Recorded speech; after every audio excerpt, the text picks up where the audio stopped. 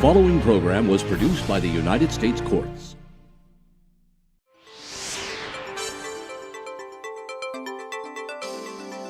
A debtor must be very accurate in his or her dealings with the court, including filling out the statement of financial affairs and schedules accurately. These papers and a debtor's testimony at the 341 meeting are sworn to under penalty of perjury. There can be severe consequences for violating this duty. Let's hear from a bankruptcy judge, Judge Paul M. Glenn. Bankruptcy is not a step to be taken lightly or casually. It's a serious event. It has some real benefits. I mean, it will help people save their homes. It will help people relieve themselves from overwhelming debt. But along with those benefits, there are some serious responsibilities that go along. There's a petition and financial statements that have to be filed when a person files their bankruptcy case. And these are signed under oath. These are sworn documents. They're signed under oath and under penalty of perjury.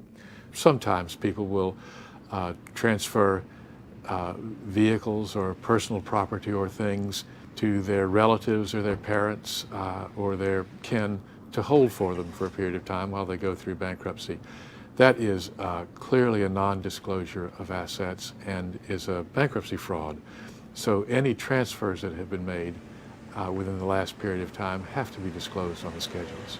In addition to the oath that goes along with the signature, all the papers are signed under one of the rules of the bankruptcy courts, and that is the signature is a certification that to the best of the person's knowledge and information and belief, the representations are accurate, the facts are accurate. The consequences of not being candid and not being truthful on the schedules, there is a criminal law that says that if anyone files a petition or files a document that makes a false or fraudulent representation, then they are subject to criminal prosecution, which provides for fines or imprisonment even up to 5 years, or both of those. So it's a serious crime if there are material misstatements that could be prosecuted. The consequences of fudging are just too severe to risk. You risk the discharge, you risk committing a crime, and the chances are likely that you'll get caught because the trustees who review these schedules in the trustees meetings review thousands, and they see thousands of people. They know the questions to ask. The questions that they ask in the meeting have to be responded to under oath, and then creditors come to the meeting, and creditors are able to have their input as well.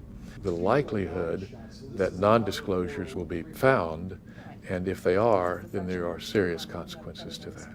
Sloppiness and gross negligence are among those criteria that will lead to the conclusion that the omission is intentional. Take your time, get it right, and be honest.